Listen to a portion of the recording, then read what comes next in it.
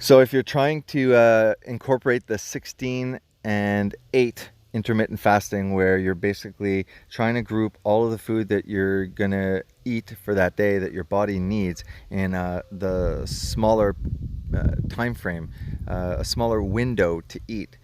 Instead of getting up in the morning and being encouraged to eat breakfast and to have snacks all throughout the day and to almost introduce nutrients at least on average 6 times a day, and then after kind of late in the evening no longer eat till the morning, and then again being encouraged to break fast, to have a breakfast and start this cycle again.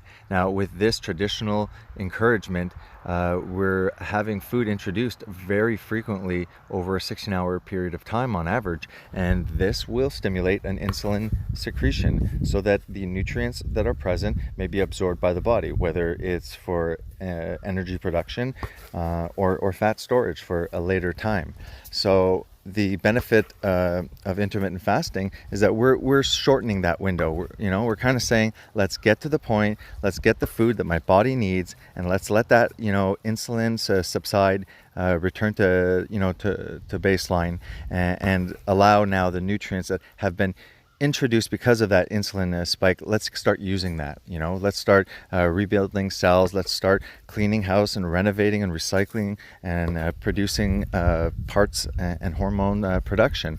And that's done after the introduction of the nutrients. Once that phase of being fed occurs, your body's waiting to be in the on-fed state. Intermittent fasting allows that longer period, which the body requires. They don't need a constant infusion of nutrients all throughout the day. What they need is the nutrients for the day. Okay, when you're delivering something to a company, okay, it's annoying for workers to have to go continually at the door to open up, and it's like, dude, can you just bring us all the crap in one shot in the morning? Can we get this done? Because then we can distribute it and organize it. And that's exactly what your body's asking you to do. Stop eating so frequently.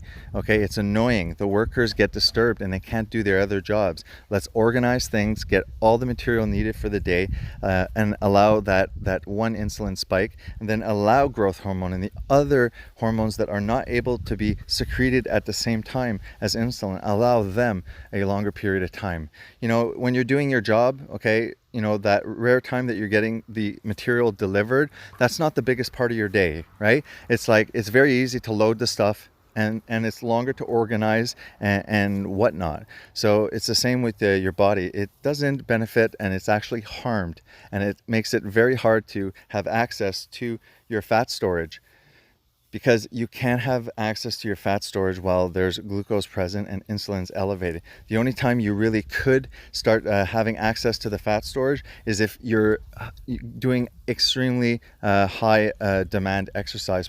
Then you're going to have simultaneously an increase in both glycolytic sugar, glucose, and as well as fat oxidation.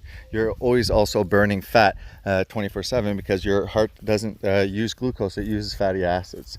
All right, so besides the vital functions of fatty acids, I hope that you're understanding now what I'm trying to say when it comes to the importance of getting the nutrients in the most dense and bioavailable form when you're doing intermittent fasting. You want that higher fat intake, and you want that adequate protein intake with an understanding that the fat that you're about to introduce in your body not only is a fuel because you have a ketogenic diet, it's also a material. It builds hormones, cell membranes, allows permeability of your cells and hormones to enter. Therefore, having a wide variety of animal fats, monounsaturated, the omega fatty acids in a proper and healthy ratio, with our ability to go after the well sought out and quite deficient omega-3, because our ratio of omega-6 to omega-3 is highly out of whack, with a 20-to-1 ratio. We are saturated with omega-6, and we are deficient in omega-3. So let's go after the nutrient-dense food. Let's get the science and the facts and the understanding that we can acquire every single thing that the body needs through animal sources of protein. Therefore, with this new plant-based agenda, I am speaking up. because the science doesn't support that. All right, guys, good luck. I hope this helps with your intermittent fasting.